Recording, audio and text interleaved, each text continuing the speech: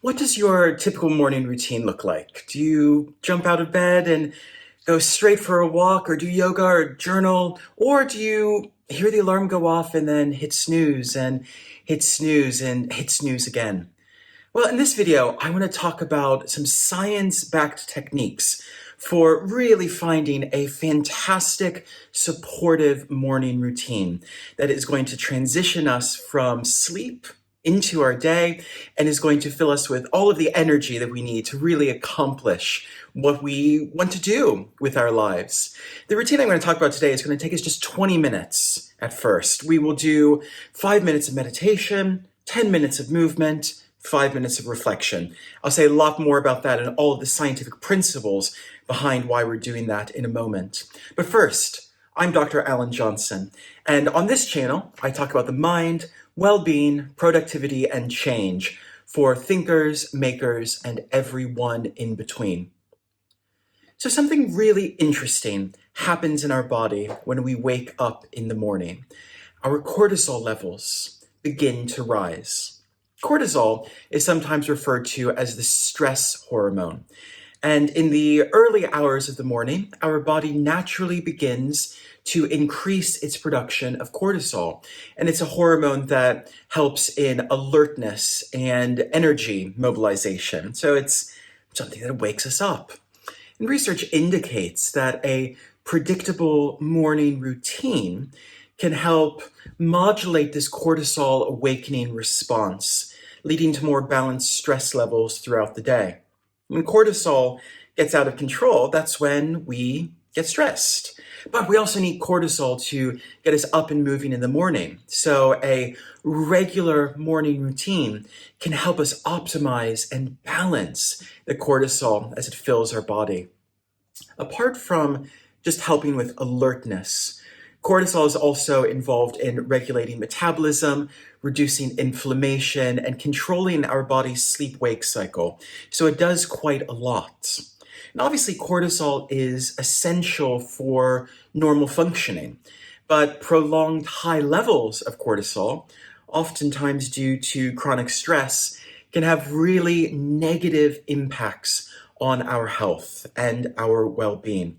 So in the context of our morning routine, we want to find ways to manage our cortisol levels through practices like meditation, exposure to natural light. That's a really important one. And also gentle movement and reflection that ensures that the hormone cortisol supports our well-being rather than contributing to stress. Scientific studies on neuroplasticity reveal that the brain is highly adaptable. So if your morning routine is, well, maybe not that good at the moment, don't worry, because we know that through neuroplasticity, the neural pathways of the brain are able to wire differently, creating and imparting new habits, new routines, and new rituals. I used to have a really, really terrible morning routine. I like a lot of sleep, and I like to go to bed early, but I'm not a morning person either. And so for a long time, I would just find myself waking up at 8 or 8:30, still groggy, not really ready to start the day. And even though I've learned to recognize that my own body requires, a bit of sleep to keep it functioning, it doesn't mean that I can't develop a really productive, satisfying morning routine to ease that transition. And that process took time. Creating a healthy, positive morning routine wasn't something that happened for me overnight, but it was something that was ingrained in my neural pathways after regularly repeating and returning day after day. So there are three main parts of the 5-10-5 morning routine that I want to talk about. First of all is meditation. And all that we really need to do to begin to gain the positive benefits of meditation is about 5 minutes in the morning. I'll talk more about what we can do in those 5 minutes in a second. But I want to, first of all, say there's so much research out there that shows how meditation reduces stress, lowers blood pressure, and improves our focus. And functional MRI studies have demonstrated that regular meditation can actually alter our brain activity and increasing gray matter density in areas associated with learning, memory, and emotional regulation. So this isn't something that is mystical or magical. It's something that is actually fundamentally reshaping the way that our brain works. Meditation has been linked to reduced activity in the amygdala, and thereby it decreases that stress response and it creates a more balanced, calm state of mind. So this is a really valuable way to begin our morning routine. We get out of bed, we go to the bathroom, we brush our teeth, we have a glass of water, those things, and then we sit down at the beginning just for 5 minutes, just finding a quiet, comfortable place, setting a 5-minute timer to start. And if you've never meditated before, you can find loads of 5-minute guided meditations online. I'll put a link below to my online course, which is nice 10-minute morning meditations. And if you've never meditated before, you might be thinking, is 5 minutes really enough to see any benefits? Well, what's most important when we begin meditating is beginning the regular routine of doing it. So meditating for 5 minutes every day is going to see more positive improvements in your well-being than meditating for half an hour 2 times a week or going to that yoga nidra class on a Sunday afternoon. So we begin with a nice, easy, comfortable 5 minutes. And if that means getting up 5 minutes earlier or going to bed 5 minutes earlier, then you'll probably find that that trade-off is actually going to serve you well in the long run. So we can begin with 5 minutes, nice and easy. And then over time, as we deepen and develop into our meditation practice, we might find those 5 minutes growing to 10, maybe even to 20. So in the 5-10-5 model I'm sharing with you today, I'm giving you the structure, the scaffolding, a place to begin if you've never thought about a morning routine before. Once you've given this a try, you can balance these things out. They're kind of like test tubes where you can pour a little bit more time from one into the other or move them around until you find that perfect prescription for you. So you can use guided meditations for those 5 minutes in the morning. You might also want to just jot a note down, and many apps allow you to do this, of how that meditation was for you, rating it from 1 to 5.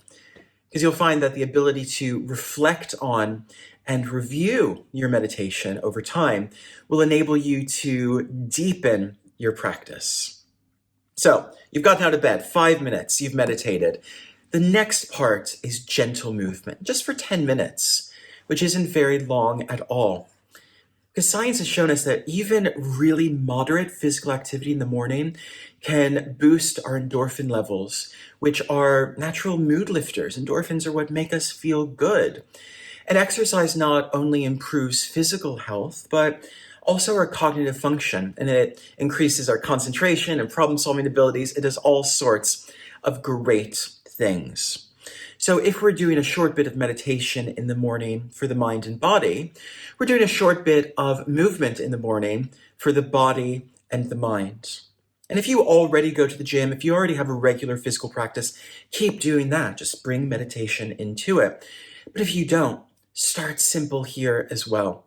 Even a 10-minute routine of movement will be enough to see positive change over time. That could be walking outside for 10 minutes. If you live in a city, that might be simply walking around a city block, or it might be walking around your yard or neighborhood for 10 minutes. If you put a podcast or music on, those 10 minutes will fly, and you'll be surprised by how quickly they go. Or if you want to do the movement at home, or if it's cold or dark outside, a 10-minute yoga video online, a 10-minute video of stretching or other movement or Pilates. 10 minutes might not seem like it's a lot. And you might even say to yourself, I really want to do yoga, I really want to do Pilates, but I don't have an hour to do Pilates every day. Well, you don't need to start there. Just search for 10-minute yoga, 10-minute Pilates, and that is going to serve you so well and help you set up a really, really fantastic day ahead. So we've had 5 minutes of meditation. 10 minutes of movement. And the final part of our system is reflection. Research in positive psychology really supports this practice of reflection, such as gratitude journaling or morning pages, as a means to boost our emotional resilience and foster a more positive outlook on life. It gives us that ability to reflect on our mood and behavior and enables us to make proactive adjustments over time. Remember the brain's ability to rewire itself through neuroplasticity? Well, this self-conscious, reflective activity, thinking about what's going well and what's not, is part of the way that we're able to do that. So for your morning routine, as you're building it, I want you to save just 5 minutes and start with something really simple, with just a simple gratitude practice. On a piece of paper or on an app on your phone, list 3 things that you are grateful for that morning, followed by a brief 1-sentence reflection on your intentions for the day. This is all you need to do to begin this reflective practice. And what you will find is that day by day, week after week, those brief few minutes that you have committed to reflection are going to be laying the groundwork for really profound changes and growth in your life. So just to summarize this really simple, basic routine: 5 minutes of meditation, 10 minutes of movement, and 5 minutes of reflection. This is 20 minutes in total. And even if your schedule is filled and you have children and family and you're already getting up early, trust me when I say waking up 20 minutes earlier will, by the end of your first week, already be filling you with new positive experiences. So if this sounds like something that's hard, just experiment it with it initially. Think of it as an experiment that you are willing to try. What I'm willing to bet, though, is that after you try this experiment of 20 minutes in the morning, you will begin to recognize how each of these 3 parts of the 5-10-5 routine serve you in slightly different ways. And like that test tube metaphor, you might want to start moving a little bit of the time from here to there, maybe expanding into a longer meditation session, or instead of doing 10 minutes of movement at home, maybe finding yourself going to the gym for a class 2 or 3 times a week instead. So this is not the end destination. This is the starting point.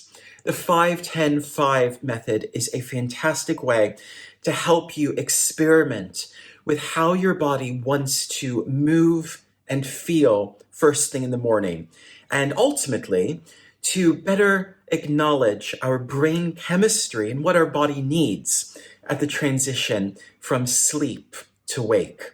Let me know in the comments how your morning routine is beginning to unfold and evolve. And if you haven't subscribed already, make sure that you do, because this channel is filled with lots of content that will give you actionable, science-backed tools to help support your life and to grow in new directions. I'll see you next time.